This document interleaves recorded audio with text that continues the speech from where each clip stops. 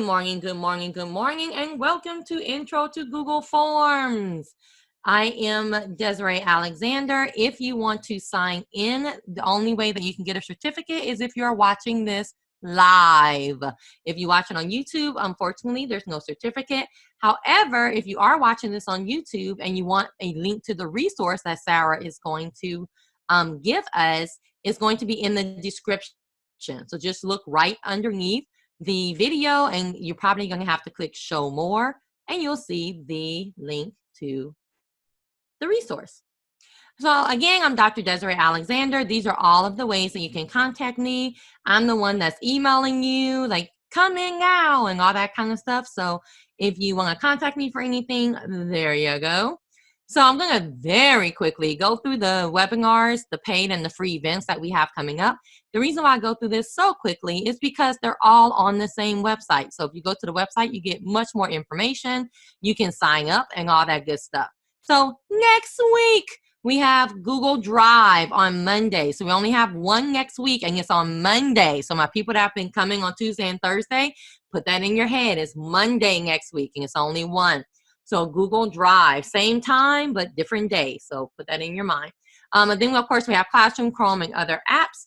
And then we have an intro to Zoom and Google Meet. So somebody asked me, can you please just do a nice session, a kind of laid back session on the Zoom settings and how to set all this up? So sure, we're going to do that on Wednesday, July 22nd. And then we have diversity, equity, and inclusion in the library on Saturday, July 25th. And that's by the Media Singer Mavens. And then we have classroom management, backed by popular demand from last summer, and that's going to be on August 1st. Misinformation in the information age. Oh my gosh, I wish we could teach that every day. And that is August 8th. And then Sarah is coming back and she's bringing a friend, y'all. She's coming back with Beth for templates for teachers. I'm actually really looking forward to that because a good template is priceless. We also have a summer, well, we don't have it, but Kids Academy is doing a summer camp for pre-K through third grade students. It actually should have started today. It's a new month, guys. So it should have started today. For teachers, it's free. You can sign up for a 60-day free trial. For parents, it's $20. Rethink learning. So this is all about rethinking what we are doing. This should be a really, really good one. It is a paid conference, but go ahead and look into that. For BER, now some of these dates are sold out. I think the Central Time is sold out, but just go to a different time zone. It's all virtual, guys. So BER, we're having sessions about distance learning. I have one on distance learning and another one on distance learning specifically in the ELA classroom. And this is a pay event. Ed Change Global 24-hour global international conference for free. We have about like 4 to 6 sessions almost every single hour in that 24-hour. We play games, we give away door prizes. Just for registering, you get a whole bunch of stuff. So guys, check that out completely for free. The United Ed Tech Conference is $15, but every penny that we raise goes towards an educational nonprofit. And this is all about elevating people of color, their voices in the ed tech space. So we have a lot of wonderful presenters. You can check that out. And then the Indiana Connected Educators Conference, completely for free. I'm doing one session with them, so you can find out more information on the website. But again, another week of free PD. If you can't find PD these days, you're not looking. All right, so we are going to have an evaluation at the very end. And I am going to stop sharing my screen. I am going to give you this link at the very end. The reason why I like to give it to you, or at least tell you about it in the beginning, is if you, I don't want to say, my mind just went blank. If you have to leave early and you're like, hey, I really want to give Sarah some feedback, just put it in the chat and like, hey, please send me the evaluation link. So once Sarah shares her screen, we're going to go ahead and get started. I'm going to put the sign in and all that stuff again. Most of you who've been with us before, you know to put those questions in the chat and we will get to them as soon as we can. And I think that's about it, guys. So let's see. Make sure, and remember, the only reason that you need to sign in is if you need a certificate. Only reason you need to sign in. Let's see. I'm looking in the chat and seeing if we have any other. Hey, Wanda from Memphis, Tennessee. We all love Wanda, guys. All right, let's see. All right.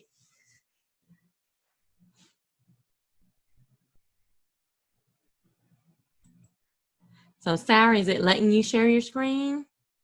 I was just making sure you were ready. Oh, no, yeah, I've been ready. I'm just filling in time. I don't want to take over before you were. Oh no, no, you are good. Oh. I'm just trying to fill in the silence. All All right, right. guys, take it away, Sarah. All right. Welcome again. So glad that you guys are back.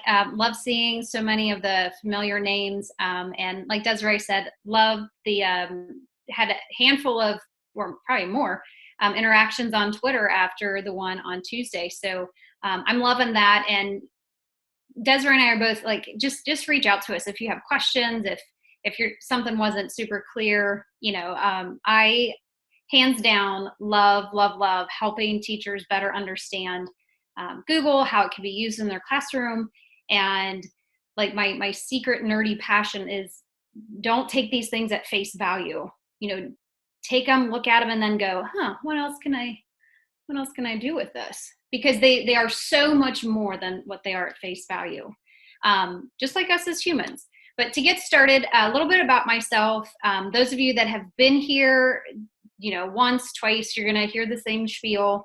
I'm Sarah Kiefer, and I am a technology integration specialist for the Ross Local Schools. I've been employed by Ross since 2002, and was a classroom teacher in 5th grade for about 7 years, 7th and 8th grade for 7 years. And then I moved into this role as a tech integration specialist. And that's when I got shifted down to the elementaries, which was a big surprise because I wasn't told that until after I had accepted the job. And it turned out to be such a blessing in disguise. I'd spent my whole teaching career up at the middle school. And for us, it's 5 through 8, and absolutely loved it. And when they said, hey, you're going to go down to the elementaries, and I was like, ooh, like that's not my comfort zone.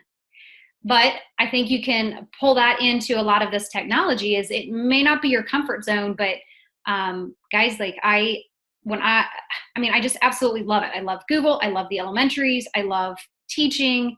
I love sharing. I love helping teachers. So I've got a lot of love. I'm going to spread it around. And actually, Google Forms is my very, very first Google love. This is really where my whole path with Google started.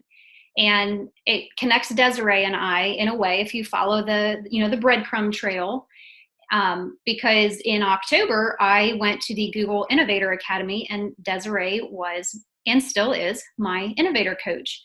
So she's supporting me along that journey. And this is like a little side path that has come along with it. And I'm thrilled. So Desiree's going to watch the chat. She's going to pop in when there are questions. This is the resource that she's shared in the chat. It's tinyurl.com/ Forms YCD, Google Forms YCD. You can do. That's my whole theme. That's everything that I believe in, that I stand for, that I share out in my blog. Technology can be very overwhelming. It can be very scary, but you can do it. You have to be willing to take that first step, but I'm there. I share out a lot of stuff. Desiree's there. She shares out a lot of stuff. There are a lot of people out there that are more than happy to share this stuff out. And what you'll find is when I share things out, I do try to also share the resource. So anything that you see, like it says, make a copy, you're welcome to make a copy. Sometimes the share settings get a little goofy. And while Google Forms is a fantastic tool in the Google atmosphere, Forms acts kind of majorly different from the other ones. So keep that in mind. You'll feel comfortable if you're comfortable with the other ones, but just know, like, the sharing and publishing and viewing and all that, it's a little bit different. So keep that in your mind too. So here is my presentation. You can see it on the screen that I'm sharing. It is an actual Google form.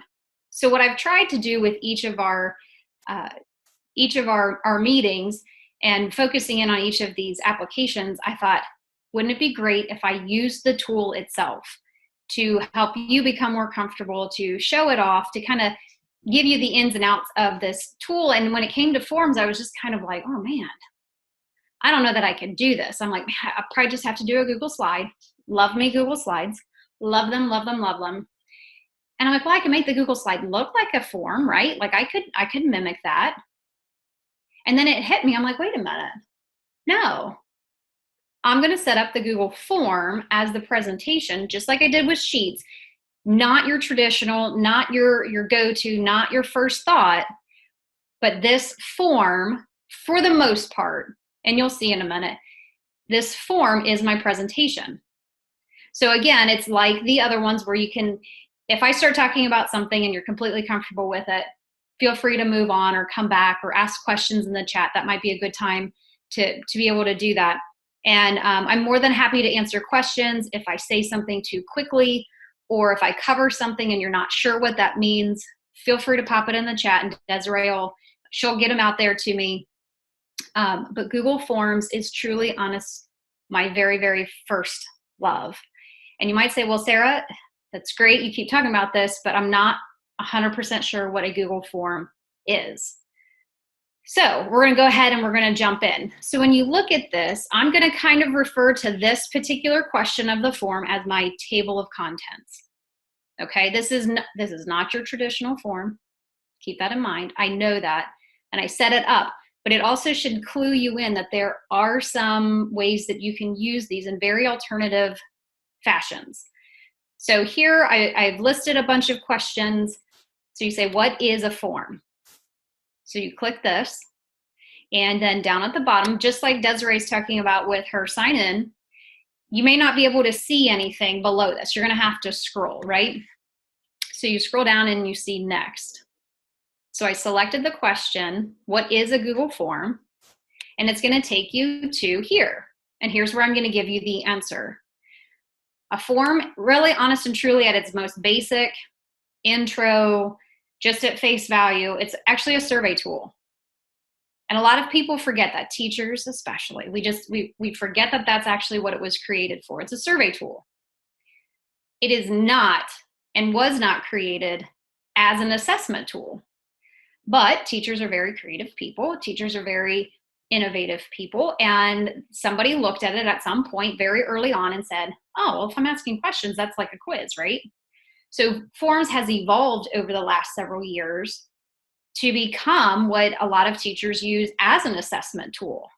But honest and truly, at its most basic, very introductory, if you go back in time, it was created as a survey tool.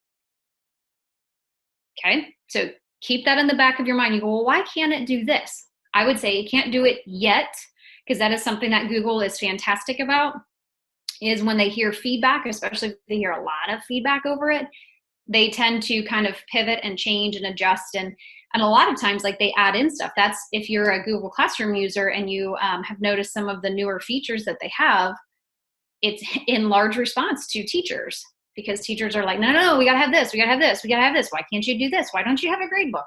Guess what? Google responds to that a lot, and they come back and they adjust stuff. So here it is in its most basic form. It's a survey tool. It's crazy, right? All right, but we can make it work as an assessment tool. Shoot, today I'm making it work as a presentation tool. So here is an example of, can forms be used as an assessment tool? If you have this open, you are welcome to plug and chug and put all this kind of stuff in. Even if you never submit, you don't actually have to submit this form, okay? It's a presentation tool. If you do submit it, it's no harm done. It's fine. I'll get some information back. I'm not collecting email addresses or anything like that, so don't worry about that piece. But and that's at the very, very, very last part of this Google form anyway. But what I want you to see is, through this presentation, I'm going to be throwing in some of the tools and some of the settings that you can use and implement when you do a Google form. So here we go. Here's our first one. Can forms be used as an assessment tool? Well, I just talked about that. So can it? And down here, this little description says, I'm not asking this as a trick question. I'm just showing you how you can constrain some of your answers. So let's type in the right answer. So yes, it can. Great. You're like, ooh, Sarah, that was kind of a letdown. Nothing happened. Hold on. Now let's delete that. And now let's type in the wrong answer. Okay, we knew that yes, it can be. So now we're going to say no, it cannot. You're like, oh, Sarah, again, like that's such a letdown. Nothing's happening. Hold on. Let's click the question below. Ooh, something popped up. You see that down there? It says try again. Maybe reread the text above the question. So maybe reread this up here. Do you see how I'm kind of guiding you? I'm trying to help you. Like, let's make sure you get this answer right. So you come back up here, delete that, and you type in yes. See how that gives you a clue? It helps you out. Now, obviously, you're not going to use this for every answer or every question or every quiz. No, but when you start thinking about forms in a different way, not just as a straight assessment tool, having things like that constraint will help guide your students or guide your PD people or guide your parents or whomever you're sending this form out to, kind of help guide them into giving you what you're actually looking for. So for example, you know, somebody's playing around and they want to be a goofball. Not that any of our students ever, never act like goofballs. What if they just go to type in a number? What if they just want to type in, and what happens? Nope, it's telling them that is not the right answer. Okay, so that is one example. And I understand, like, this is not something you're going to straight out of the, you know, out of the, I don't know, out of the computer. You're not going to go ahead and start doing all of these constraints, but it is helpful. So I'm going to go back and type in yes, because that's the right answer. And now here's another example of a way that you can use forms and the questions that are built into it to help guide your students, your parents, your professionals, your respondents is what I'm going to use it. Whomever is responding to your form, here's where you have the option of, I'd like to go back to that table of contents, or I'm done for the day. Okay, so obviously it's not even 1:30, so we're going to go back to the table of contents, and then we're going to click the next button. It loops us right back to the very beginning. So that's one of the first, and that's the key through my whole presentation here, is that question, and the way that question works is to be able to loop people and move people and shift people in those different directions. Now, Desiree, I'm going to stop there because I could just go straight down this list, or if people are interested more in one thing than another, I always am happy to jump around. We don't have any questions right now. Okay. All right. So then I'm going to go to the next one, and it's pretty logical. Sorry. How do I make a form? Right? I mean, that can't really do much with a form if you don't know how to make it. So again, I'm going to select that as my answer, and then I'm going to click next. So long after this webinar is over, when you have that link, the tiny URL that Desiree has shared, as long as you have that link, you'll have access to all of these resources. So what I did for this one is, like most Google Apps, there's more than one way to make a Google form. Actually, there's two. So I've got a little video tucked in here, which you can watch. You can come back and review if you would like. I also tucked in some text instructions, but I'm also going to demo it because we're live and I can do that. So I'm going to use the same method that I've used with several of the, or all of the other ones, is I'm just going to go ahead and type in forms.new in my URL box and hit enter. And it's created me a brand spanking new Google form. So here it is. This is what it will look like the first time that you create a new Google form. Now, a really great, and I have found this, it has saved me quite a bit of time,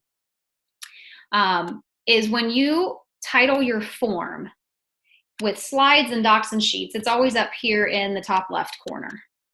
It's there for forms, but notice a lot of the other stuff is not there that you typically see. Like, you don't straight up see those toolbars.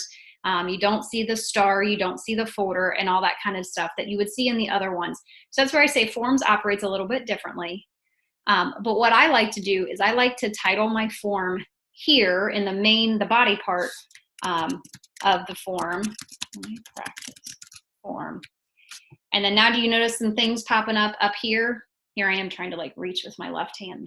I can't quite get there. I like to type it in up here. And then all I have to do is click in the top left corner and it'll pull it over. It'll do that in the other applications to some extent, but I really like to do that in forms because then I know the name of my form is going to match what I actually have called my form. That's my first trick. And then the other thing is I'd like to point out to you, because I've talked about this a lot in the other webinars, is the toolbars.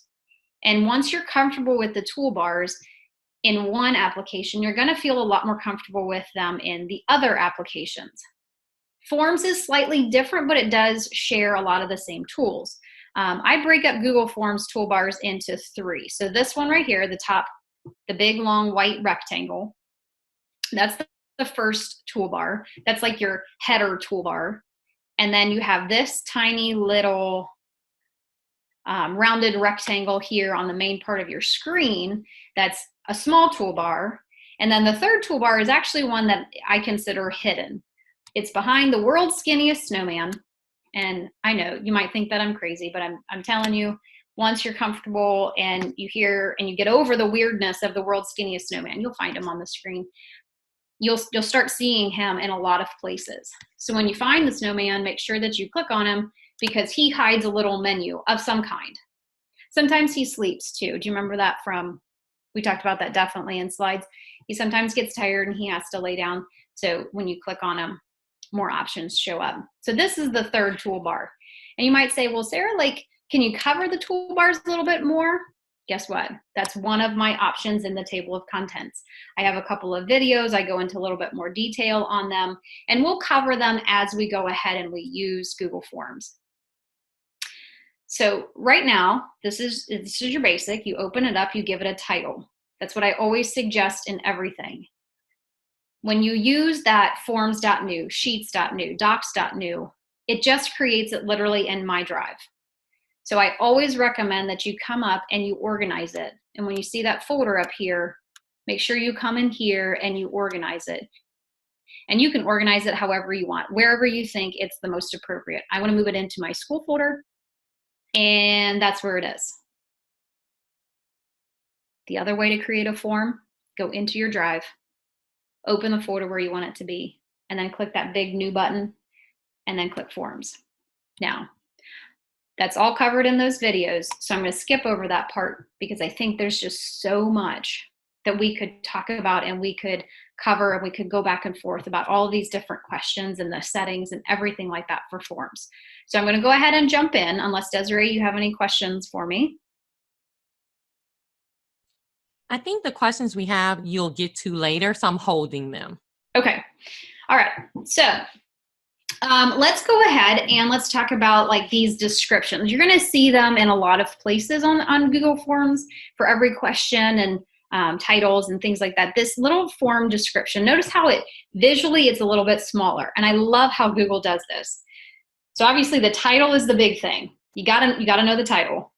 And then this form description is a great place where you can tuck in a little bit of direction. You could tuck in literally the description of what the purpose of this form is. I'm going to jump back to my presentation form, and we're going to go back. So do you see how this is the title of my form? And then I have a little bit of information. There's literally no question there. It's not asking for anything. It's just giving you a description. I love that. Do you have to put in a description? No, absolutely not. And if you don't, nothing is there, okay? So title, add in a description if you would like to, but it's certainly not required. And then you're ready to jump in. Now, a lot of you as teachers, and I'm gonna make the assumption that by and large, we're all teachers here, and you're probably here because you're like, ooh, I could use this as an assessment tool. It's online. Number one, I love it because it saves paper. Number two, it saved me a lot of time. I didn't have to go stand at the copier.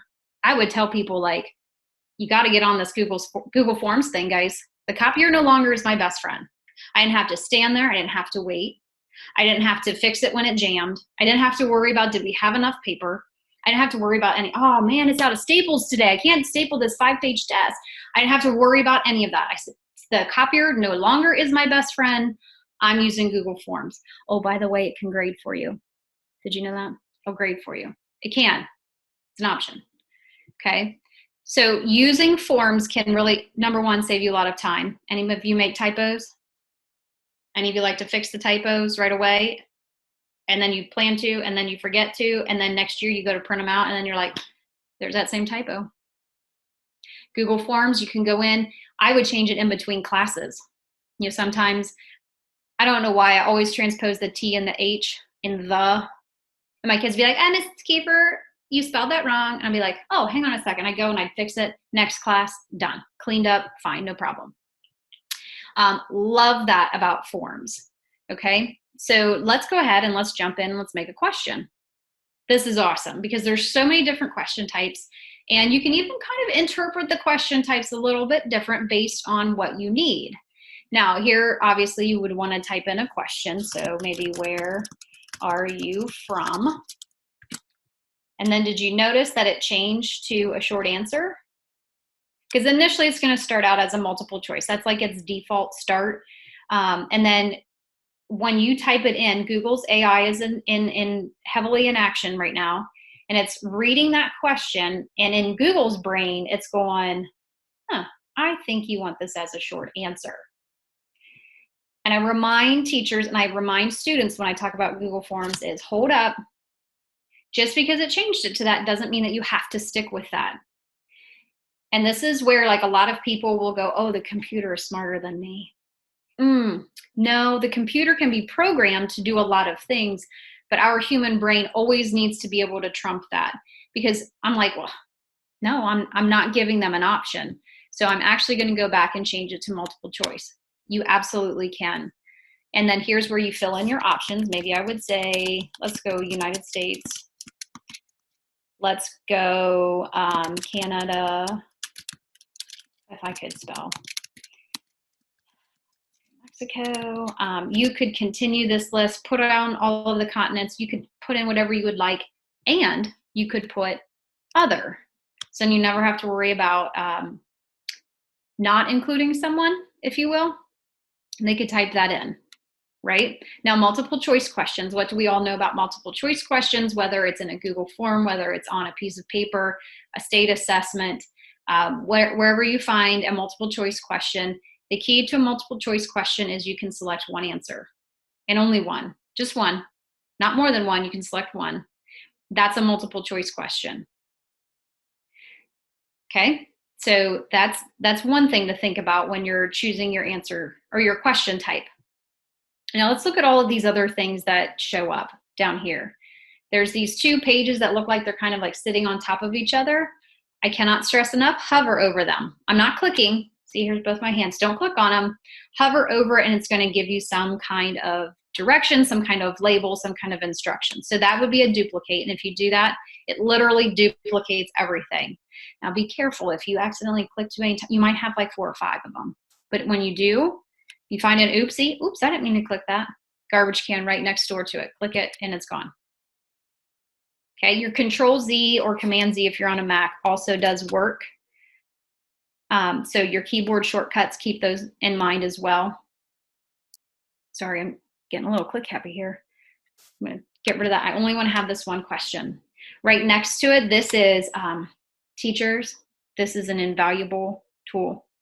I cannot tell you enough how if you can remember this one particular setting, half of your battle with digital forms will be solved. Require the questions that you absolutely have to have these kids answer. Require them. It's not being mean. No, you're not being mean, not at all. You're making sure that they cannot turn in their quiz without answering this question or any of the questions that you require. Do yourself a favor. Require them.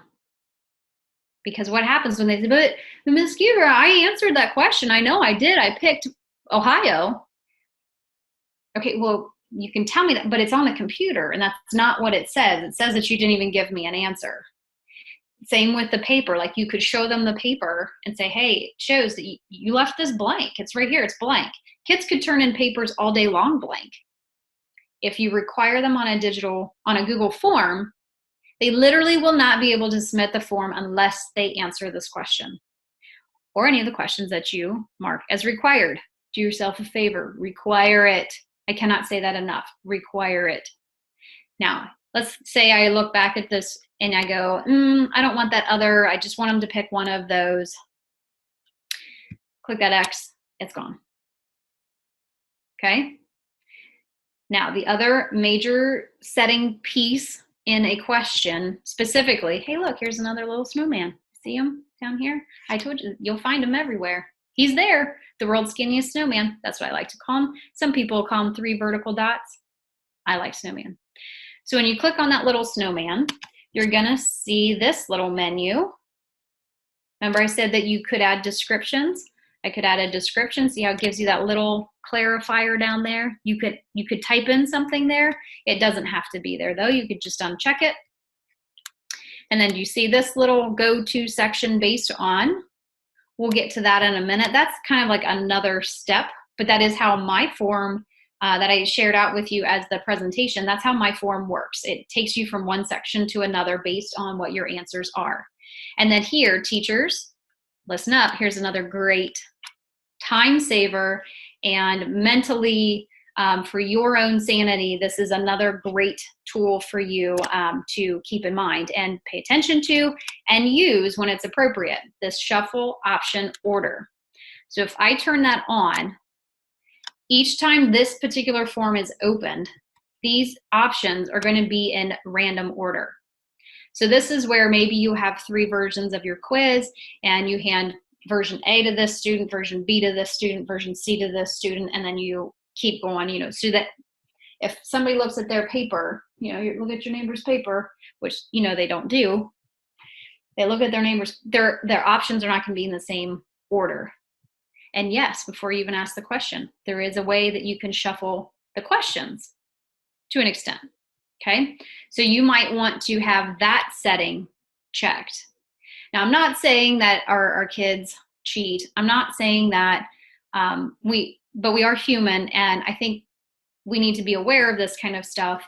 And when I really dove into Google Forms, I would tell my kids, like my students, we're not living in an ABCD world anymore. You're never going to see ABCD on my quizzes anymore. They're not all going to be multiple choice questions. That's not the world that we're living in anymore. Okay? So having that shuffle option order, can you imagine if I had put A, USA, B, Canada, C, Mexico? Because that's the traditional way of thinking about quizzes. And then I shuffled them, they're going to be out of order. C could be at the top or in the middle or at the bottom, and if everybody's quiz looks a little bit different, they might kind of like question it. Just leave the ABCD go. It's gone. You don't even need it anymore. It's a multiple choice question. There's multiple options here. You pick one. Done. Move on with life. Right? So that's awesome. And then you go, well, but Sarah, this is the editing side. What do the kids see? Well, hey, guess what? At any point in time, whether you have 1 question in, maybe you don't have any questions in, maybe you have 25 questions in. If you want to preview your form, there is a little tiny eyeball. Hover over him. He tells you that it's preview. And here is what your form looks like to a student perspective. And that's a big thing to keep in mind. You could build forms all day long. If they don't make sense to your students or to your respondents, whoever is filling this out, good luck. Okay, so I love going into that, and I'll do that multiple times. For me, because spelling is not my forte, I'm looking for spelling and grammar errors. I'm making sure the flow of what I'm doing makes sense. And I'm making sure that the settings that I've enabled make it correct, right? So those are the things that I keep in mind, and I do this all the time. And then if you go, okay, that looks good, I'm gonna close that out, no harm, you're good, okay? So let's go ahead and let's add in another question. And this is exactly how I would show it. And I do show it. I go into a lot of 3rd grade classes and we talk about Google Forms as data collectors. And really that's what a quiz is. That's what a survey is they're data collectors. We're getting some kind of information back. As a teacher through a quiz, it's all about their answers. Their answers are our data. Are they learning? Have they mastered? Do they understand these concepts? That is the purpose of using forms as an assessment tool.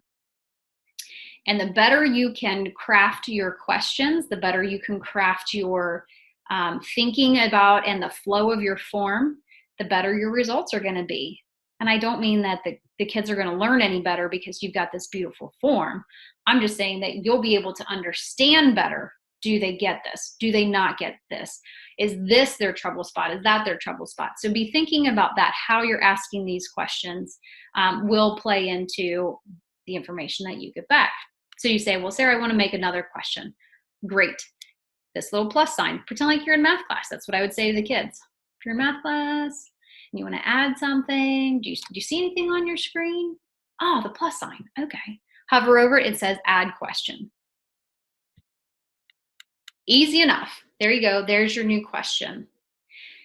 Now, I'm going to pause here and I want you to think about something that is standard on every paper, pencil, test, or quiz. It's standard on every state assessment or like major test. Don't we need to tie a student to the information that we're collecting? We have to, right? Otherwise, unless it's an anonymous survey, because you want to know if kids prefer pepperoni pizza or cheese pizza, you don't need their names. But as a quiz, you're going to want and require their names. So this is my thinking on it. I work in a school domain. Everything that I make for school comes with the school, G Suite. So I keep that in mind. What I like to do though, is I like to do 2 things. One, I like to ask a question where I'm asking them their name. And I separate out first name from last name. And I'll explain why. So I'm going to change or make this question here. First name. Thank you, Google AI. Changed it to short answer. I'm going to require it because I want them to have to put in their name. And then I go, well, my last name question is going to be the same style. And if I duplicate it, it also carries through that little required option.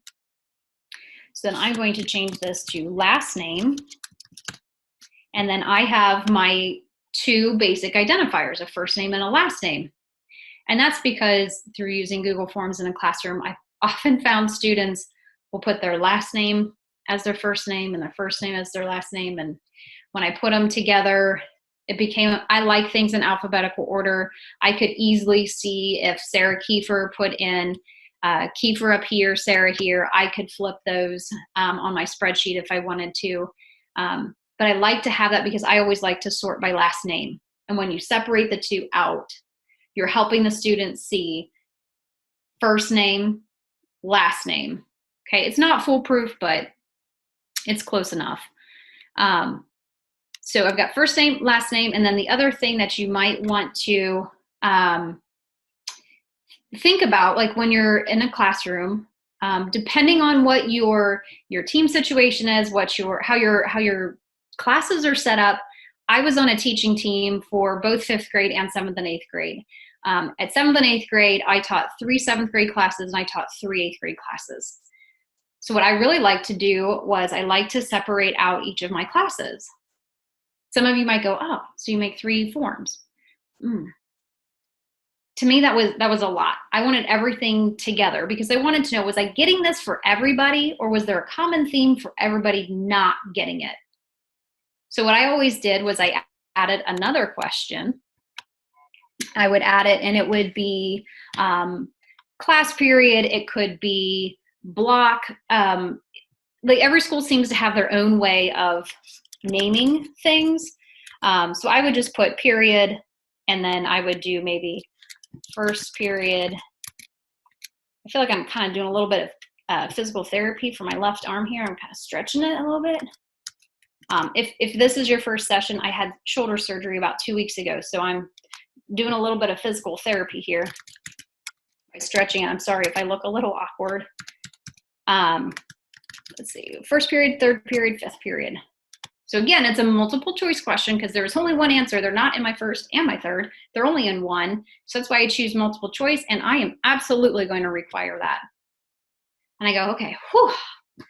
Now I'm going to get all of that information. That's fantastic. I want to preview this. Here you go. Here's what my form actually looks like. And then you look at it and you go, oh, that's kind of weird. Oh, that's right. I did make that question first. Okay. Have no fear. This is why I like that preview. You can go back and you can adjust things. Okay. So we're going to close that out. And here is the cool thing. It's small and it's kind of unnoticeable until you're looking for it. Okay. So I'm hovering over this question. Do you see these 6 tiny little gray dots? You see them right there next to my little 4 arrows. When you click on that, you can click it and you can drag it. It's amazing because I put stuff out of order all the time, or it dawns on me like, oh, I got to add that in. Okay. So I just took it from the very top and I've pulled it down. Those 6 little dots right there. And then while we're looking at this, do you see the little red asterisks next to these? That is telling you that you have that question required. That's like your visual clue. So let's preview the form again. Oh, perfect. This makes a little bit more sense because in every paper and pencil, you got that spot for name, probably a spot for the class period. So they can type in their first name, they can type in their last name, give you the class period and where they're from. So let's fake this out a little bit. Let's put in Sarah. Oops, can't spell my own name. Sarah Kiefer. No, she doesn't really, teachers aren't really looking for my class period, so I'm just not going to answer that question. And I noticed these are in different order because when I created the form, it was USA, Canada, Mexico. Okay, so I'm from the United States and I'm going to click submit. Nope, I can't. I could sit here and click submit all day long. I can't do it. I can't do it because I required this question. So this tells your students you've got to go back, and it won't matter. It might take them a little bit to get used to this. But this is beautiful. Like this was like a big saving grace for me with my students. Some of them just try to get through it as quickly as possible and like they're click, click, click, click, and they might miss something. But when you require the questions, they have to put something in before they can hit submit. Okay, so that's pretty awesome. Love that required thing. I hope you see that as a bonus. Now, if I didn't absolutely need this, I wouldn't require it, and then the students could submit. So keep that in mind. You might go, oh, Sarah, there's something new that popped up on the screen. Do you see it? Do you see next to here, we're on questions in the big main toolbar of our of Google Forms. Right here, right next to it, responses. Do you notice that it's got a little 1 next to it? This is where live action forms really gets me like super excited. Okay, and this was not always included in Google Forms. So back in the day, years ago when I started using this, they didn't have this responses tab. I'd have to have my spreadsheet open, but now that they do, look at that. I've got data right away, and I submitted it like a minute ago. I love these little pie charts. Again, this is Google's artificial intelligence in action. So it's going to assume that this is how you want this data to look. It's not always right, people. It really is not, okay? And then if this was a right or wrong answer, I would be able to tell by the color matching it up here, and no, you don't. As far as I can tell, like you have no control over how these colors match on the pie charts. So just keep that in mind too. Like this is not the area where you customize that. That would be a Google Sheets thing, which we covered like 2 weeks ago, but we didn't really talk about pie charts. So, so that would, those kind of cross the path. So here, and if you had multiple people, let's say you had 10, these pie charts are going to look a little different, right? But they will change as people start filling this in, which I think is, it's so nerdy, but I love it. I absolutely love it. And I never hesitate. And I always admit I'm a nerd. I'm a Google nerd. And I'm okay with that. I'm proud of it because I love it. And as I was actually telling a teacher earlier, I said, nerds rule the world. right? I mean, if you can understand this stuff and you grasp this stuff and then you can share it back out, like, this is fantastic. The data that you can get and the way you can make it look, just makes me happy. All right, so let's go back to the questions. And you say, well, Sarah, but if I meant a school thing, like, isn't there something like collecting email addresses or something? Yep. So remember I said that I would do two things. One would be that I would ask for name, first name and last name, period. The second thing that I would do is I go up into the settings gear wheel, and that's in a lot of things. That gear wheel is always representative of the settings. So let's click on it. And then here is your settings screen. There are 3 tabs at the top. There's a lot packed in. Even though it's little and you can't scroll, there's a lot packed in here. You can collect email addresses. I'm in my personal account. I'm not in my school domain or my trainer domain. If I was right here, it would say collect or require respondents to be in your school domain. Okay, so that's one of the differences between a personal account and a school account. So you could click limit to 1 response, and here it tells you that they're going to have to be signed into Google. In this case, it would just be a Google account. If you're in a domain, it will require them to be signed into their school Google account, which I love, love, love, love, love that. Because that also means then it's not going to be shared out beyond our little school walls.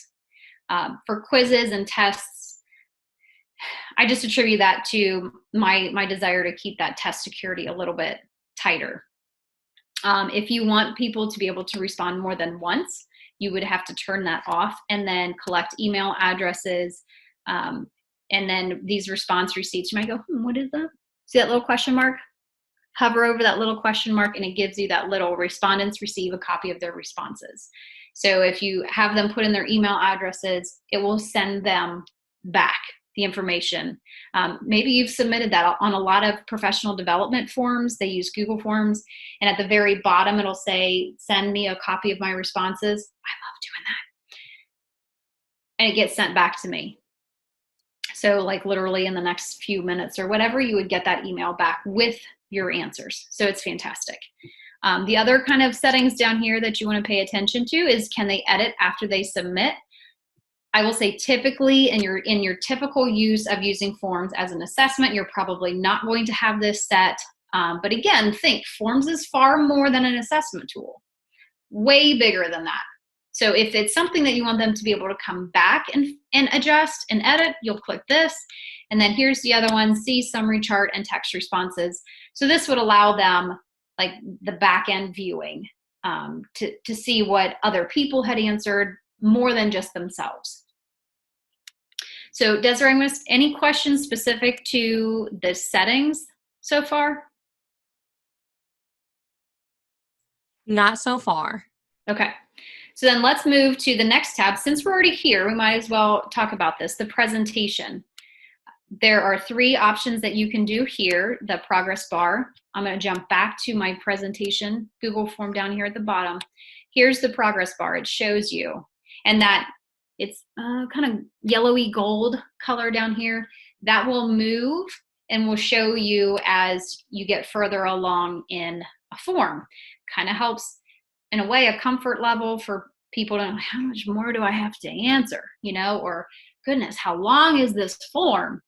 That little progress bar will help show people what that is. It does not have to be there.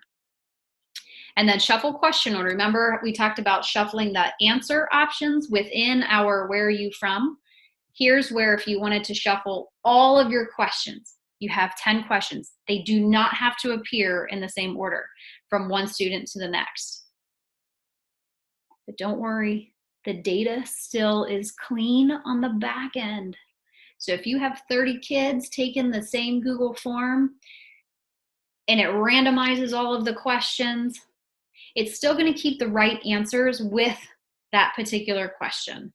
It's not going to do like this big, huge, giant mashup. It won't do that. And then on the back end, it aligns all of the same question again on that sheet or on the responses tab. So don't worry about what that looks like. think about how do you want to use this form? What do you want the flow to be? How do you want to give the kids these parameters? So if you're giving, honestly, any kind of assessment, it's not a bad idea to put the questions in a random order.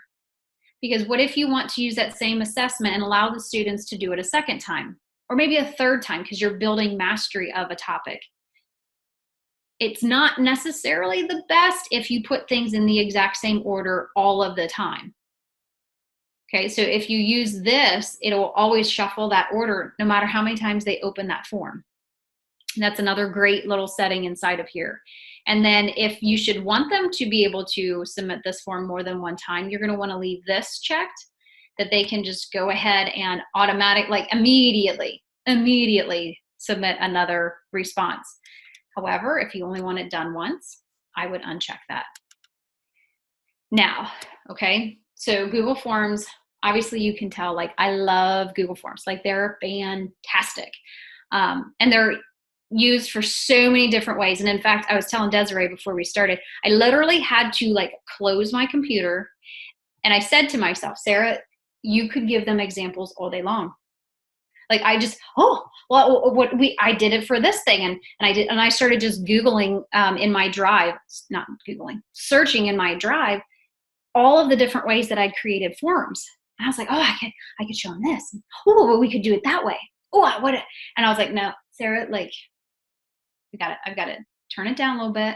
And I literally closed my computer, and I walked out to my kitchen, and I was like, okay, just take a breather. You don't have to give them every opportunity, right? Like, you guys are creative people, you're innovative people. You'll come up with even more things. Reach out to me if you're like, Sarah, like, none of these things work for me. I'll find you a form. I know I will. But as a teacher, again, going back into our more standard mindset here, as an assessment with quiz questions, and you're going to be done at some point with this quiz. These students are. And I know all of you give your students directions. And I know all of you tell them, when you're finished with this quiz, this is what I want you to do. We all do it, right? A lot of us will even like write it up on the board. Step 1, take a quiz. Step 2, do this. Step 3, do this. Okay, like, I get it. But I also am very aware, I have 3 daughters. They're all in school. I'm a teacher, right? Like, we're cramming so much into these kids' brains. I do like to try to help them out a little bit. Not hold their hands, not spoon feed them, but I like to help them out. They're getting ready, they sit down, they do their quiz, done, right? I like to adjust this confirmation message.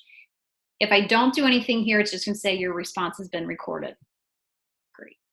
You should have gotten that message.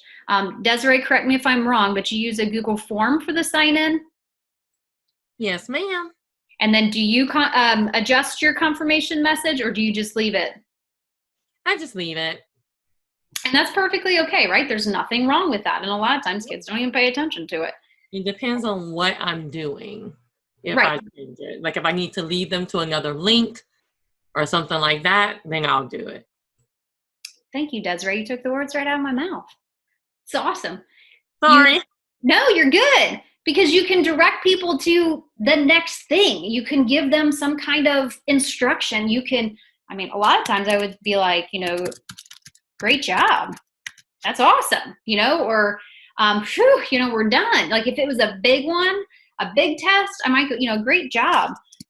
Close your computer and pull out a book to read. So yeah, I said it at the beginning of class. I probably have it written on the board, but they get that confirmation message, like, they've submitted, they're done, great job. It's like me personally saying to them, without having to run around and say it to every single student, just close your computer, pull out a book, and you can read, or whatever else that you need them to do. Like Desiree had mentioned, she's tucked in links before. You absolutely could do that. I could grab a link to here, and I could paste it in. Now, it looks kind of ugly right now. I promise you that when it goes live and people actually submit this form and they get this, it will be a hyperlink. They can easily just click on it and then they go. It's fantastic. Another thing is if you hit your return key, You even have a little bit of ability to format how this looks. If you wanted to separate these out a little bit, you could do step, or you could say maybe, or go to this link, right? Put in any kind of directions. You could go on a little bit, and it's great. So you don't have to just leave it at that simple. Like Desiree said, it depends on what the form's purpose is. Okay, I always just like to tuck in something nice to say to the kids, and then maybe what the next direction was. Now, I'm going to click save here, fully aware that I am not touching this quizzes part yet, because I only have one question and I'd like to put in a few more. So I'm going to click save here. And then what I'm going to do is I'm going to jump back to my presentation, because we've only covered a couple of the question types. Desiree, I could do question types, or I could do the formatting options. Questions? Maybe just go through the question types and just let them know. You don't have to show it. Just let them know what each one is and then move on. Okay. All right. So Desiree, you're a smart lady. Thank you. You're right. What are the question types? There's a lot, like I said. Click next. And again, this is back in my presentation. And I style each one as that particular question. You can play around and check them out. There are a lot to choose from. So multiple choice, we've covered that one. Checkboxes, hey, look at that. Added in some pictures. Check those out. Short answer, paragraph, drop down, little shark tooth. Remember what I always say with the shark tooth? That's right, click on him. File upload. This is like a very special and a very unique kind of question, but it is one that is valuable. This one is just going to take a little bit more thinking through. And it's also not your typical question type, but it's a valuable one. A linear scale. Love this one. You could have, and it goes from 0 to 10 on this one. That's the max. The minimum would be to have like, I think it's up to 2 would be your minimum. Multiple choice grid. Again, think multiple choice, one answer. So you can only have one answer on a row. This is great if you're looking for a sequencing type of question. Checkbox grid. Checkboxes, you can have more than one. So Amir could have done all of these, or all but one. And maybe Sally has only done one, and Ben has only done 2. So keep that in mind. And again, like these are set up like you can kind of play around and check them out, see what they actually feel like. The date question, love that little tiny calendar. Look at that, pops open a calendar there for you. The time doesn't have a cute little clock. That would be a great piece of feedback to give to Google. Type in a time, and then down here, this is that whole directional question. Like, what do you want to do? Let's go back to table of contents, because let's talk color, shall we? Color. Love it. You go, well, Sarah, your form is very pretty. And I would say, well, thank you. Do you like that? I put that in there myself. I customized that. I'm going to show you how that is possible. Now, there are 2 questions right here. Formatting, because we talk about formatting in slides, we talk about formatting in docs, and we talk about formatting in sheets. We also talked about themes in those. For forms, the 2 of them kind of combine. So whether you pick formatting or you pick themes, it's going to take you to a section that has the exact same video in it. Okay, so it's formatting and themes. If you come from it from the formatting, it'll say formatting at the top, video is the same. All right, so let's go back to the practice form. And you say, well, Sarah, this form doesn't look exactly like your presentation form. Nope, no, it does not. It is purple because purple is Google Forms color, right? And maybe you haven't noticed it, but I am a big enough nerd that I did pick out my shirts to match the color of the application that we were covering. So that just goes to show you, I love Google, okay? But not all forms have to be purple. And in fact, purple is probably the last color that I typically use, probably because there wasn't too many options when I first started with forms. So you say, well, Sarah, how do I do that? I'll let you take one guess. I want you to look around. I want you to look at the icons. Think about everything that we've talked about in our previous times together, whether it was one time or it was all three. Anytime you want to change the color, if you guess this little cute artist palette wheel right here, you would be correct. And when you hover over it, notice what it says. It says customize the theme. So as I said before, Forms works with Google because it is Google. And there are a lot of similarities. The icons are the same. They do try to keep that very consistent across all of their applications, but it's got its differences. It's got its very unique pieces to it. So click on Customize Theme. And if you remember, we talked a lot about this with Google Slides because themes are a big thing in Google Slides. You get that column over here. Same with Forms. Looks a little different because it's in Forms, not in Slides. And then you have these 4 sections. Okay, so we're going to skip over the header for 1 minute. And then down here, maybe you don't like purple. I don't know, maybe you love purple. My favorite color is red. So I would initially, my forms were all red. And actually, I take that back. If I was making one for my 8th graders, it was a red form. And if I was making one for my 7th graders, I picked the blue. And this is my whole reason behind it. The 7th graders textbook was blue. So I matched up all the forms because I was going back and forth from 7th and 8th grade all day. This was my big visual clue. I'd write the work up on the board in 2 different colors, red or blue. Okay, I just carried those themes through and I carried them right into my Google Forms. I'm going to go back to red. That's my favorite. Now, you're not limited to these colors. See that little plus sign?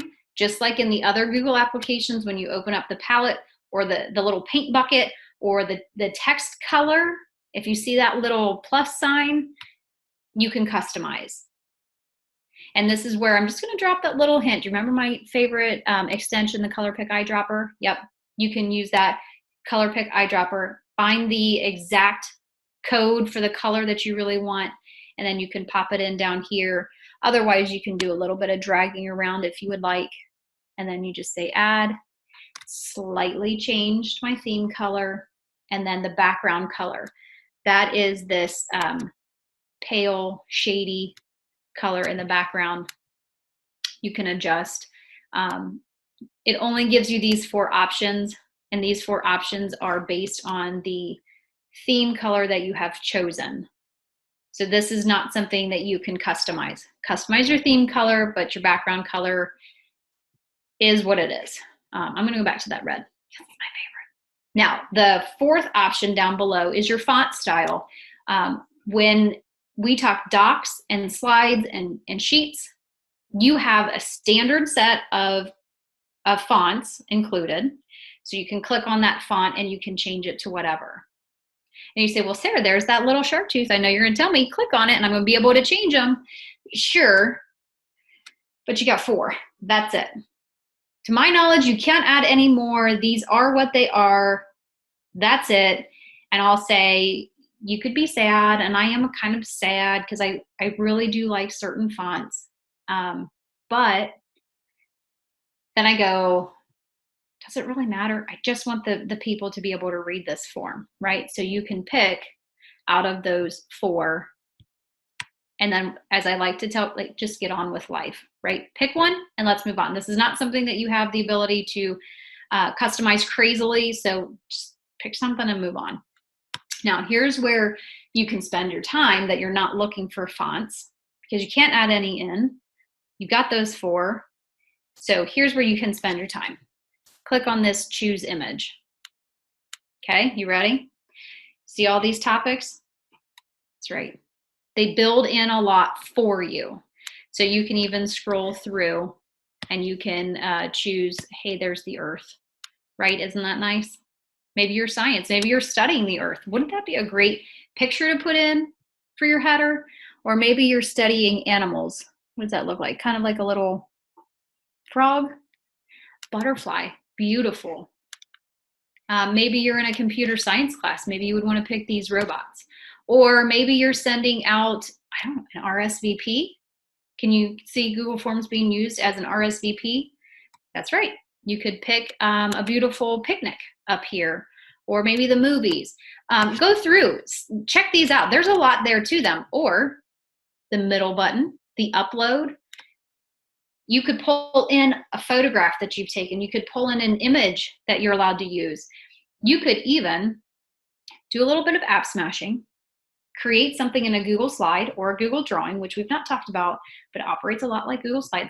Create something very specific and custom, download it as a PNG or a JPEG, and then you can upload it here, which is what I did. Is I created that Google Forms. I created this in a Google slide. I downloaded it, and then I uploaded it right here. I pulled it in. And you can either browse your computer, or if you have this window closed a little bit and you can pull it up, you can just pull it and drag it over. The other thing, if you have your photos connected to your account, when I click on this, you're going to see my own children. They're cuties, but you could just pull in one of your, like, oh, look at that, isn't she pretty? You could pull in those roses. That could become your header. Otherwise, select, I'm going to go back, I'm going to click this little picnic. And I'm going to say insert, and then watch what it does to my form. Bumps everything down a little bit. And then here is the header. And then you say, oh, Sarah, that's so pretty. And I know, right? Like it makes it feel a little bit more fun. And anytime I can add in a little bit of fun, I'm going to. Notice over here too, my theme colors now have changed, as have my background colors. So if I wanted to use this green to more match the grass, you can customize around there. Again, I'm gonna go red. Okay, so now close this and you say, okay, Sarah, that's great. This is what you see. What will my students see? Click that eyeball. And here you go. So there's the form as you have built it at this point. I'll also give you a little tip, a little heads up. There are some headers that Google has put in there that do move. They're more along the line of a GIF as opposed to just a stock image, which is kind of cool. It's kind of cool. Okay, so themes, colors, they're kind of the same thing, and that's why on my presentation you'll see that they're it's the exact same video. So whether you're in one or the other, it's the same video. So let's go back to the table of contents. So Sarah, I'll stop and ask a couple of questions right now. And please let me know, did you show how to do answer choices? Like did you already show that? We talked about the different question types. So how to like make it a quiz and put what the answer is so it can grade? No, we have not done that yet. Okay, so that has been a question. The next question, I told them it was not level 1. So if you don't get time for this, we do have videos about branching, but just like how to make a question go to another question. So I know it's not level 1 though. So if we can't get to it, we definitely have videos we can share about that. Great. And then next question, can they get a forced copy of this form, or did you just want them to have this, or? Oh, it's funny that you should ask that particular question. See the second last thing down here?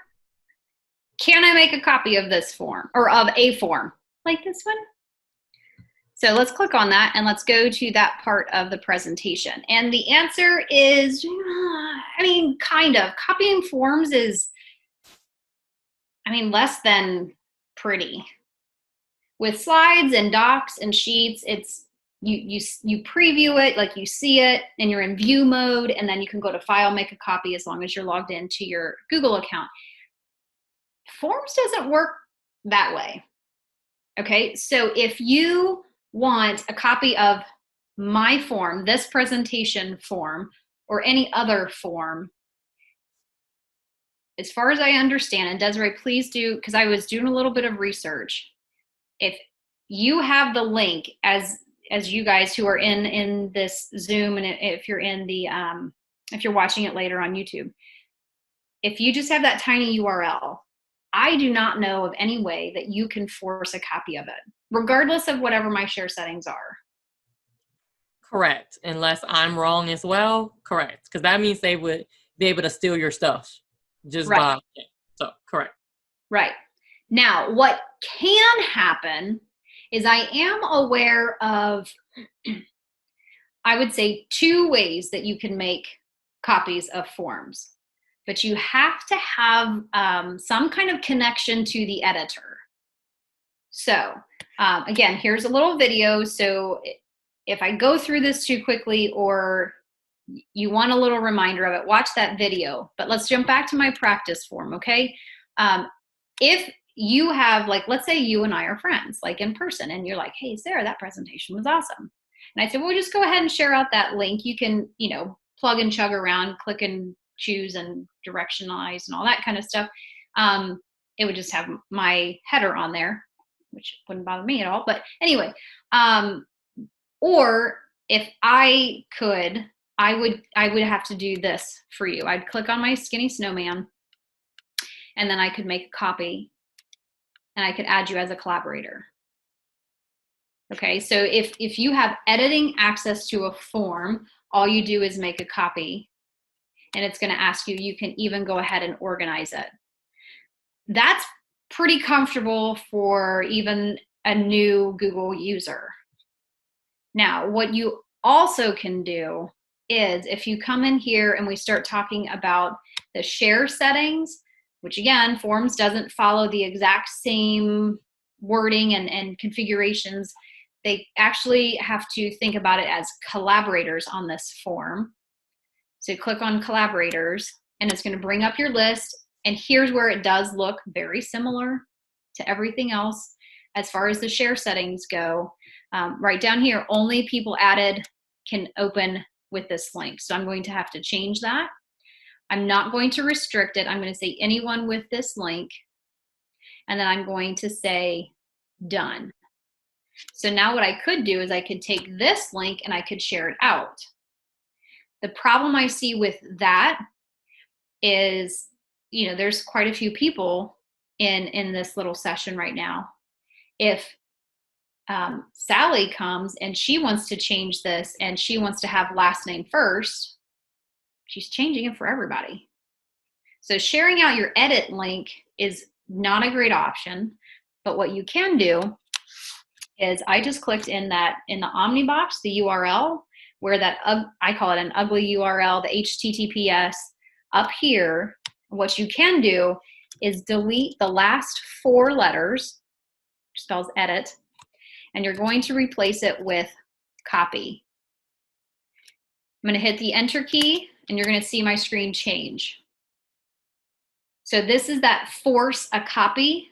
So now if I were to share out this link, you could go ahead, click this make a copy button, and it's going to go ahead and make a copy of what it was that I shared. Do you mind posting that in the chat? For my presentation or for the practice form? For the presentation. I will do that.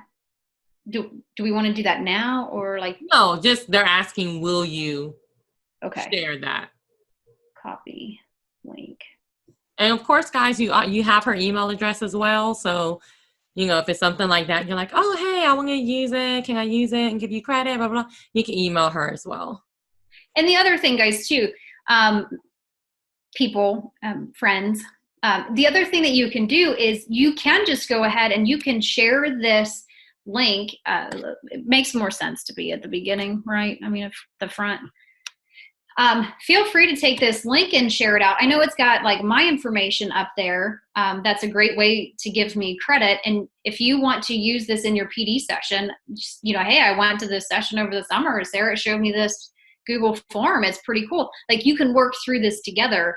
The big reason that you would want to make a copy is if you wanted to customize it to you, maybe take some stuff out. If you wanted to take out my beautiful header, like Desiree said, I do appreciate the acknowledgement because, I love doing this stuff, but it does take time. I mean, we're all teachers here. We all understand like the work that we do, it takes time. A lot of it is a labor of love. I love doing this. Don't get me wrong. But you are more than welcome to take the tiny URL and share that out to people as well too. Well, So, that's the perfect solution. So that we don't need a copy. We can just use this and share it with the people that we want to use it with. and honest and truly, this is not a form, and it sounds so backwards for me to say this. This is not a form that I am anticipating anyone clicking that submit button. So if I were to go to that and I were to say, oh, it's almost 2:30, I'm done. Like, Sarah's just blowing my mind. I can't handle anymore. If I say I'm done and I click next, I put this all here, and I even put this, you may want to bookmark it. That's great. I've tucked resources in. If you click that submit, any of the questions that you've answered will pop back to me. I am not anticipating that at all. If you do, not a problem. But I don't need any of that information back. This was really like almost like a choose your own adventure. You know, choose your own adventure with Google Forms. Like, do you want to learn about themes? Do you want to learn about question types? Do you want to learn about? So it allows you to do that. So do feel free, and here's my email as well, if you want to. But by no means am I anticipating that submit. So like Desiree had said, you think about your form and you set it up for a specific purpose. And can I just, because we're getting questions in the chat, guys, what she is talking about right now is because she owns the form. You can, and that's what she said, like when she first started, you cannot do this with a form that she shared with you. You can only do this with forms that you own. So hopefully that makes it a little bit clear, because I keep typing the same thing. So Sarah, two things if you can do for us.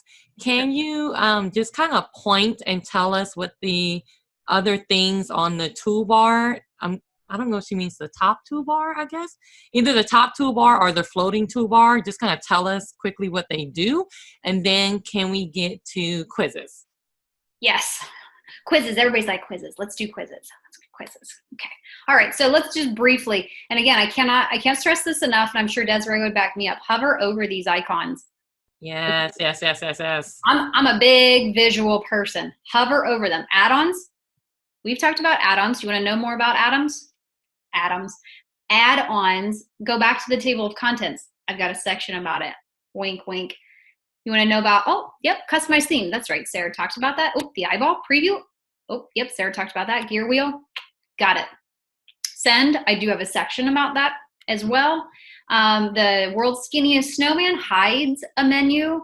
But again, not all of these, and I talk about this in the video about the world's skinniest snowman, not all of these are truly like a level 1 type deal. Okay, so I don't get into too much detail with the pre-filled link. I think I give you a resource that you can go out if you want to read more about it.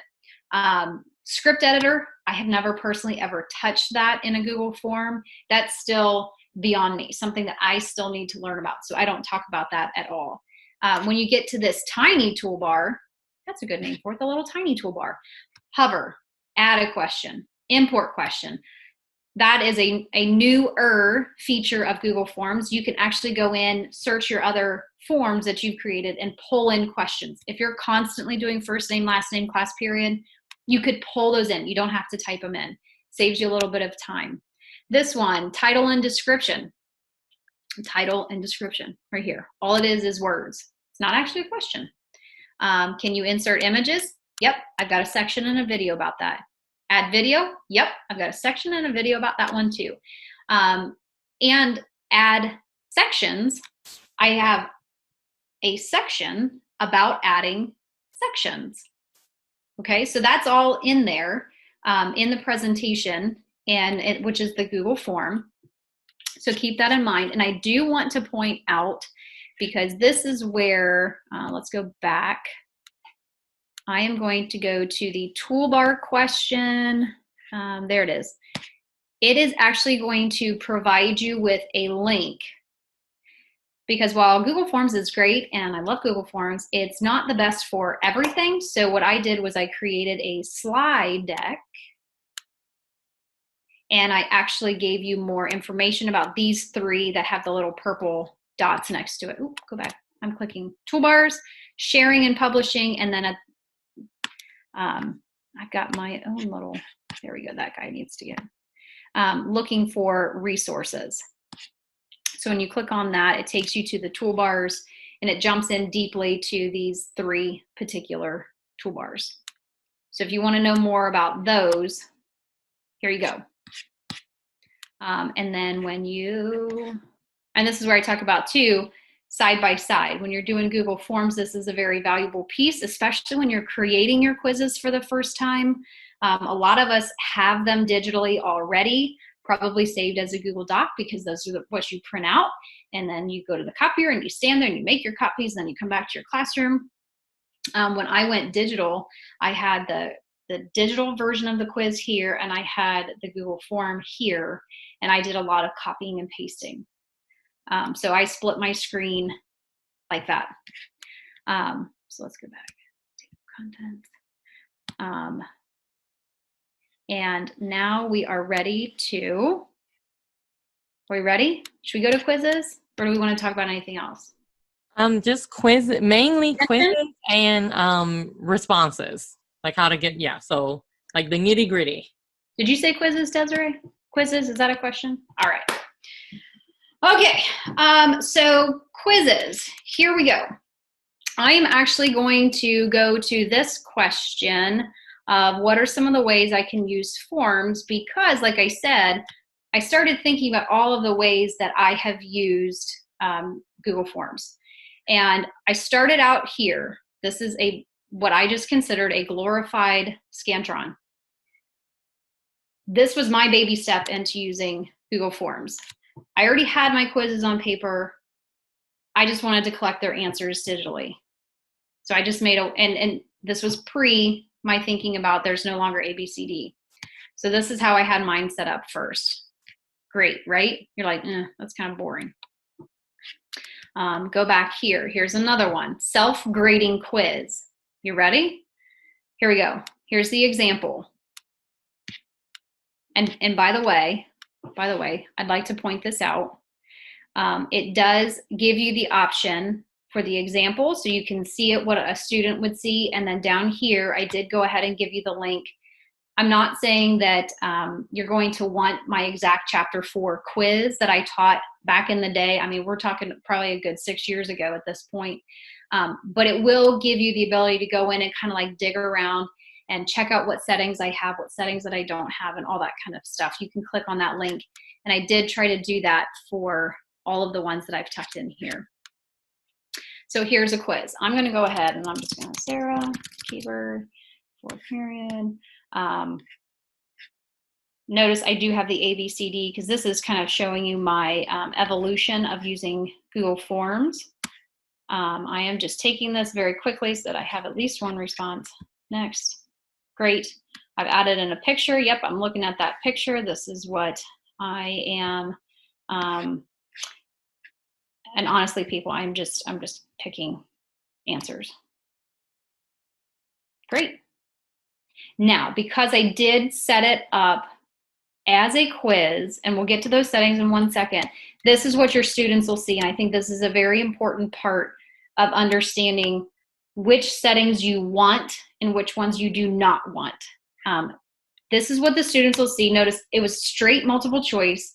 There were no extended responses, no short answers, nothing that I as a teacher would need to come back and hand grade.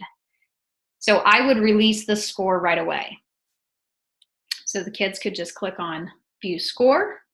They can see what it was that they have entered. Notice they're not able to edit any of this.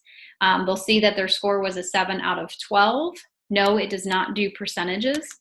I would always tell the kids, if you want to know what that percentage is, again, I was 7th and 8th grade. I said, figure it out mathematically. It's a great way to combine the two. And then you can see here's a nice green, means they got it right. It shows them they got the right points. Gave them a little bit of positive feedback. Red, obviously they got it wrong. You do have the option of adding in feedback for wrong answers as well. We'll get there. And then here again, correct, incorrect, correct, incorrect. Great, great, done, right? That's wonderful, correct? Okay, so that's what it looks like. Now what I'm going to do is I'm going to need to open this up. I got to go into my school account so I can, because in my personal account, I can't edit because this was made at school, okay? So bottom right-hand corner, I see this little pencil. That's going to be what gets me into the editing side. And this is where you'll see all of the nuts and bolts and all of the settings and everything that everybody is dying to see right now. Okay, see my cute little header right there? I've got 2 responses. So now I can click on these responses and notice what it shows me. I have 2 responses, nice and big. Down here, these insights, if you're a data person or you just like to see that, like, there you go. You've got some data down here. This is your summary. So this would be all of your responses tucked together. If you want to look at this by particular question, you can. So this is only this particular, the first name question. You can click on that little shark tooth and you could pick a different question through your quiz, or if you want to look at it as an individual student. This is I put in a fake student, or I can toggle through. I have one of 2. Go to the right, here's the one that I just did. And it even gives you a little bit of time stamping. So it lets you know when the students were actually taking the quiz down to the minute, which is fantastic. So I'm going to come back to summary and I'm going to scroll down. So I love this. It tells you your average. It tells you what the median score was and what your point range was. Gives you a little graph. Again, this is all Google's artificial intelligence, which is great, but it may not be exactly what you're looking for. So this is a new section. This was not here when I first started with Google Forms, but it is fantastic. Because if there's a frequently missed question, in my mind, a lot of times it triggers me to go, did I accidentally pick the wrong answer? And if you did, you can go back and adjust, and it fixes it for everybody. Adjust their score. Obviously, they've already seen it, so they might freak out. It'll be okay. We can figure this out, okay? So then it goes through and see how your pie chart starts changing. And here it's reading each of your multiple choices now as bar graphs. And it's showing you, no one got that right. Everybody's picking the wrong one. And if you hover, see these little speech bubbles that show up, and you're probably sitting there going, oh, Sarah, for the love, can you just please go to the settings? Okay, let's do that. You ready? Anybody remember where I said that those settings were if we wanted to make it a quiz? Yeah, I'm making you do a little bit of work right now. If you guessed the gear wheel, you were correct. Okay, so again, because I wanted you guys to be able to see this, I did not restrict to my school. I did not limit to one response, and I chose not to collect email addresses, because if you do that, then people are going to have to sign in. I wanted you guys just to be able to see these, be able to see the forms. Presentation, the only thing that I did was show, actually, I'm going to go ahead and uncheck that. People don't need to be responding over and over again. And then here's the quizzes. This is the biggie. This is the powerhouse. Okay. So you go into quizzes. I turn this little toggle switch on. So it's telling me now this is going to be a quiz, and it allows me to assign point values to questions and allow auto grading. Now, this locked mode on Chromebooks, they have to be managed Chromebooks by your school district, by your domain, and it will prevent students from opening up other tabs while they're taking their quizzes. That's definitely not a level 1. So if you want more information about it, there's a little learn more button right here you can click on. Here is where I left it as immediately after each submission. I wanted you guys to be able to see if you did go ahead and submit any of those forms as a quiz, what did you get back as a student? So I left that after each submission. Anytime a student submitted, they would get their score back immediately if they clicked on that view score.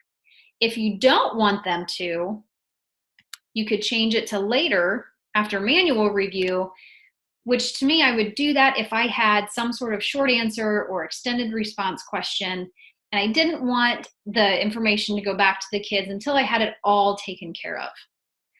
Another option, another way of handling that could be to keep your multiple choice together on one form, immediately send out their scores, put your short answers on a second form, which, hey, is anybody thinking, oh, you could do like what Sarah said, like where she put like that, great job, now go and read a book. You could put, okay, now answer the 2 extended response questions. Pop in that link. Like Desiree said, she's done, I've done it. Pop in that link. It takes them over to the second form where the kids could be typing in their extended response.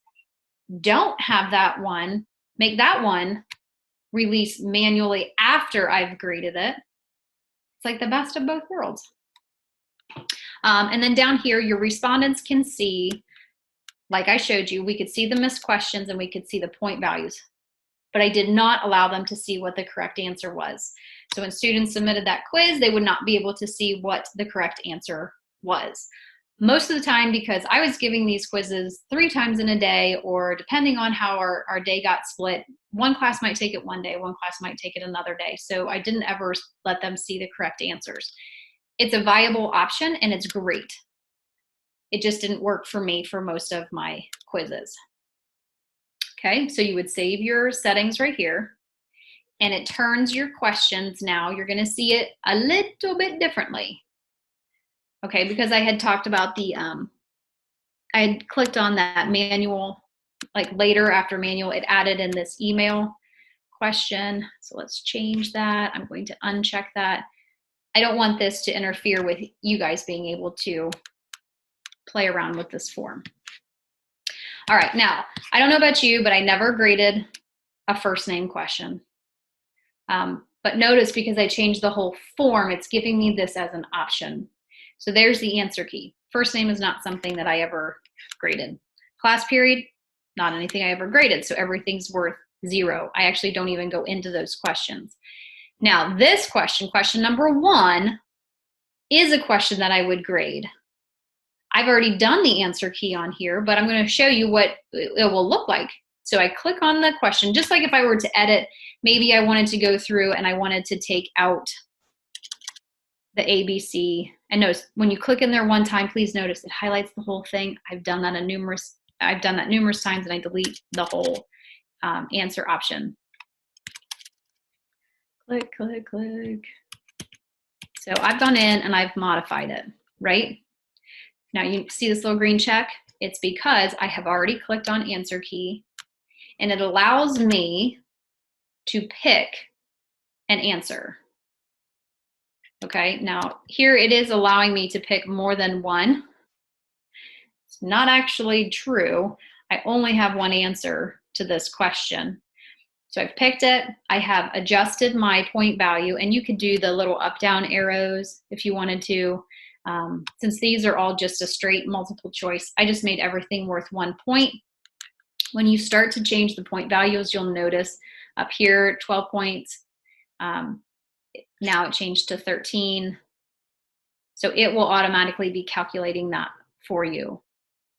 And then down here, I have added in some feedback. So for the correct answer, so students who pick this as the correct answer are going to get great job. If they pick any of the incorrect answer, it's going to give them some sort of redirection. And then you click done, and that question is good to go. And now it becomes a matter of repeating. Go into, click on the question, click on answer key, pick the answer. Let's add some answer feedback. So for the incorrect answers, you might say, please watch this video. And then here you can see that little icon, same as on the editing side of the form. Maybe you come in here and you type in colonial life. Oh, that's a 24-minute one. I mean, obviously, you know the question that you want or the video that you want. So you would click select, and yes, you can plug in a video. Yes, you can plug in a link. So it gives the students immediate redirection, immediate intervention for their wrong answers. You can also put in there for correct answers. Great job. Click save. And then it allows you to kind of like preview what it is that you've popped in there as the feedback, and you continue down your questions, and you say, I'm going to click on the answer key, I'm going to adjust my point value, I'm going to pick the correct answer, add in the feedback that you want to add in, or don't, and then say done. All right, Desiree, out of that, do we have questions? No questions besides getting the results. Okay, so here are the results in the responses tab. And you can see, oh, I must have changed something. Must have changed one of the answers. Okay, so then you can see here, and again, this all happens live. So if I were to take this quiz again, let's do fifth grade, I don't think I picked that. And again, see how I had selected that students could see point value, it's showing up.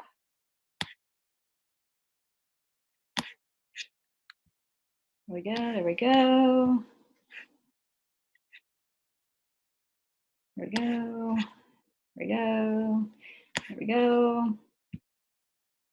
Now, kids don't have to click this view score. It's an option to them.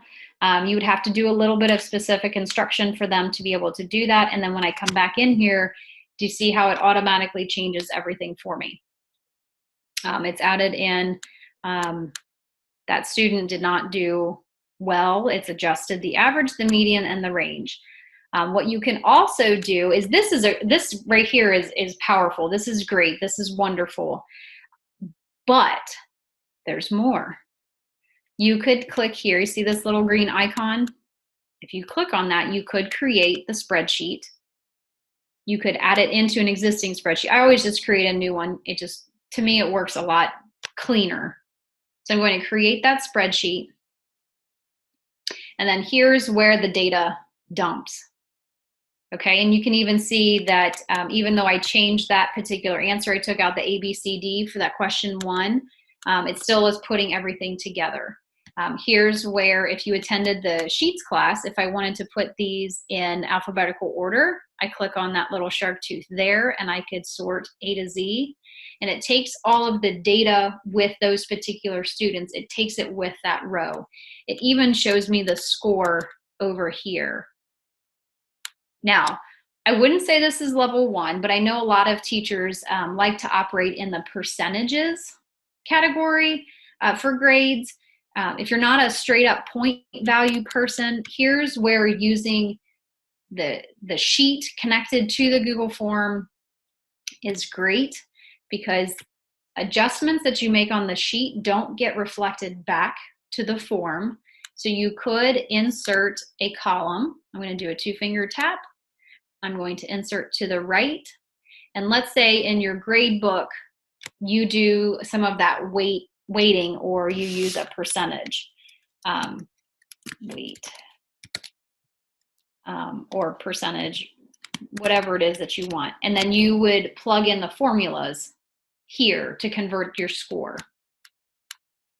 Note, it shows up as 2 out of the total number of points, but when you click on it, it really is only showing 2. So I think when you build this formula, I'm going to try it real quick. You do your equal sign so that it reads as a formula, and I'm going to take this cell and I'm going to divide it by the total number of points in the quiz, which is 12. And no, that didn't work. I think we'd have to play around because it's pulling from a form. We'd play around with that formula and we'd get it, if that's something that you're interested in. And when you come over here, you can see all of your answers. So imagine if you had, like I did, I would have, anywhere from 80 to 90 students a lot of the time. I'd have all of those students dump in here. Now, once they started being able to get their own scores back, I use this sheet to alphabetize them and then take this and put it into my gradebook. This is also where you could organize them by class period, which is really nice because that kept all of my data into one particular sheet right here.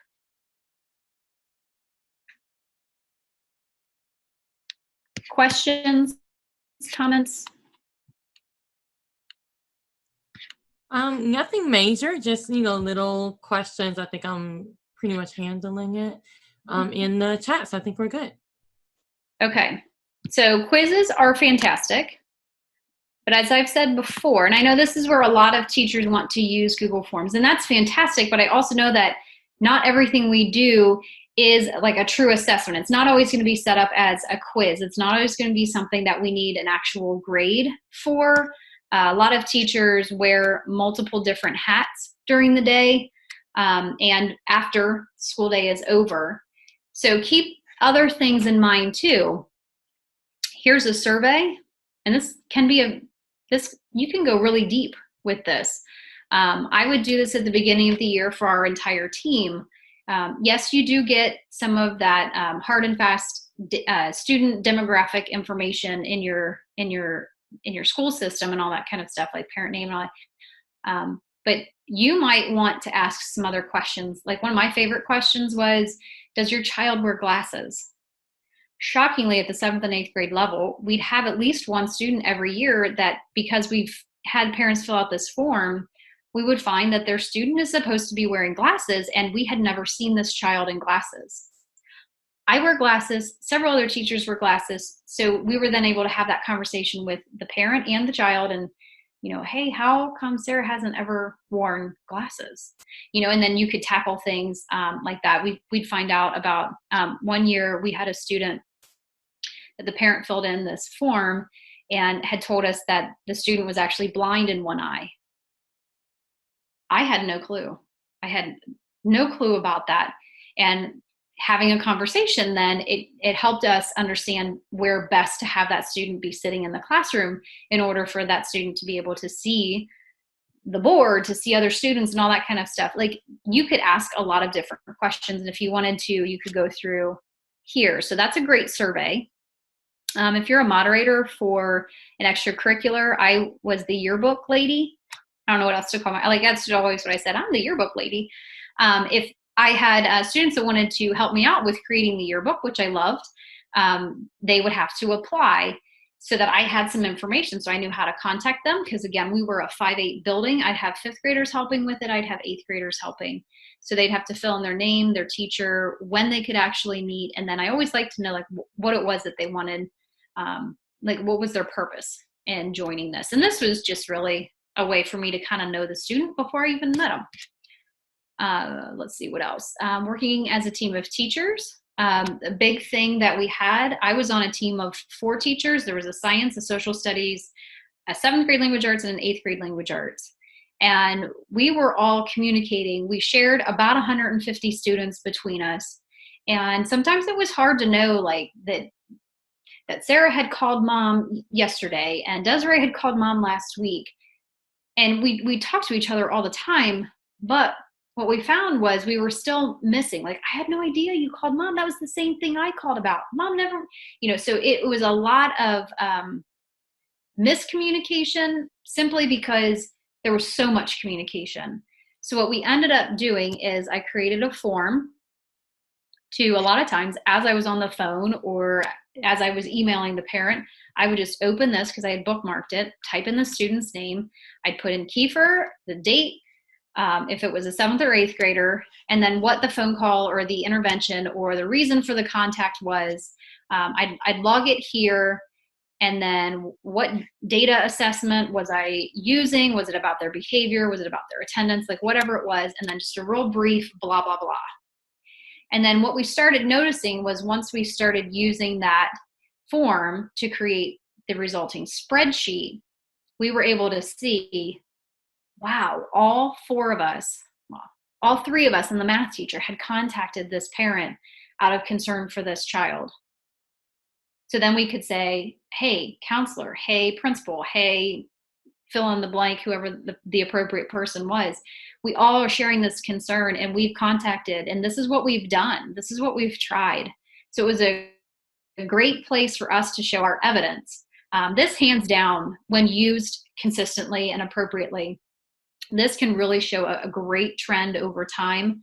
And since we were on a team, we had 7th and 8th graders, we would continue, like we would be able to look back, okay, as an 8th grade teacher, what did we do for them in 7th grade? What had we talked about? What had we contacted? All that kind of information. This was probably one of my favorite forms that I'd ever created. Curation. This one is really cool. This is a fun one. As a teacher, a lot of times you're trying to find resources for these kids. Take a deep breath. Let them help us out. So have them put in what their name is. I'm a history person, so I'm always going to go there.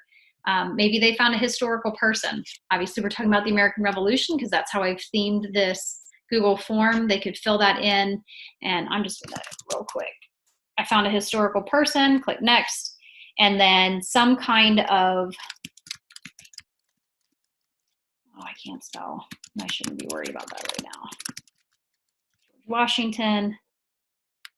And then here's where they could give me the URL for what they had found, give me a brief summary. Notice I put in here, do not copy and paste, and then tell me why they thought this would be a good resource for George Washington. So if you think about having 25 students, even if you only do this with one class, and they're all dumping in this information, whether it's a person, whether it's a place, it's an event, whatever, and they all put this in there, you now have this Google Sheet that you can share back to the kids with 25 resources. Or if you say, hey, everybody needs to find a person, everybody needs to find a date, everybody needs to find an event. So multiply that. You now have 75 resources that you can share back with these students. Yep, some of them will be duplicates. By and large, I don't think you'll hit a tremendous amount of duplicates. But then they're also qualifying why they're putting this in. Give me a little brief summary, and then why did you pick this? So those are hitting your higher level thinking. It's not ABCD. It's not, which date comes first. It's why are you selecting this? And then that's going to go on that sheet. And then if the kids know that, think about, they're probably not going to goof around too much because their name's going to be attached to it. So it gives them more of an authentic audience. And it gives them that idea, like, this is serious business. Again, you have to do the instructing. You have to do the explicit teaching as to the purpose of this. But this is a great way to collect a lot of information, very short amount of time. Tell the kids, you've got 6 minutes, set a timer, 10 minutes, like whatever. And I was just watching a different webinar, and the guy had made a comment. He said, if you give kids 2 weeks to do a project, they're probably only going to be working on it really intensely, like the last 2 days. So if you give them 30 minutes to do something, they're probably only going to be working on it like maybe the last 10 minutes. So think about that. Like, don't give them endless amounts of time. Give them 20 minutes. Set a timer. Timer goes off. I always would set a timer on my phone so that it would be loud and everybody could hear it. Boom, done. You have what you have, right? The students on the spreadsheet putting in their names. I'd also collect email addresses, just saying. And you would be able to see who is doing work, who is not. Okay, but then you have that curation. And if somebody's way far off on their explanation, you've got that on the sheet too. And this is just something that I think that that's a great way of using a form. It's not a quiz, but it is kind of a way for you to assess your students. And then I've got several of these tucked in here for you. Honestly, I could go on. This is where I said I had to just shut my computer screen, and actually seeing the timer at 2:57, I probably just need to stop talking. And I need to say, Desiree, any final questions? No final questions. Don't we have a timer with questions on Google Forms? No. So no final questions. I will go ahead and, like you said, kind of stop right here and ask people to do the evaluation. Ooh, Anything else, Sarah? Can I just tuck in one more? Absolutely. One more. And the timer question was what triggered it for me. You don't have a timer built in. I did see a couple of add-ons. I've not heard great things about them, so use them at your own discrepancy, or use at your own, I don't know the word. Risk, thank you. The one setting that I didn't touch on is you can turn off accepting responses. So not like you can't go, okay, 15 minutes. If you're the teacher and you're in class, you could have this open, and then you could click that not accepting responses. And then no matter what they try, they cannot accept, or they can't submit a response to this particular quiz. You might want to do that in between classes. You might want to do that when this particular quiz is done, so that students can't come back and be popping in more answers for whatever reason. So no, there's no timer, but you can turn off accepting responses. So if people were to click on, if we were to preview this, see how it says like, it's no longer accepting responses. Maybe you should contact the owner. So keep that in mind. I'll only see this because I am the editor. If you click on this particular quiz right now, you won't see that hyperlink right there. So that was my last, sorry, Desiree, I just need to pop that in, sorry. No, I love that. Thank you. Okay, guys, so we are done. You can, I see Sarah kind of like, I know it's a lot because there's so much you can do. And Google Forms, I actually teach a level 1 and then I do a level 2 because you just can't get it all. And both of them are 2 hours each. So, I mean, you just can't get it all in for Google Forms, not with 2 hours. But there you go. So thank you guys. Go ahead and give her some love in the chat. She does get a copy of this chat. Thank you for attending, and thank you, Sarah, for presenting. Absolutely. I love it.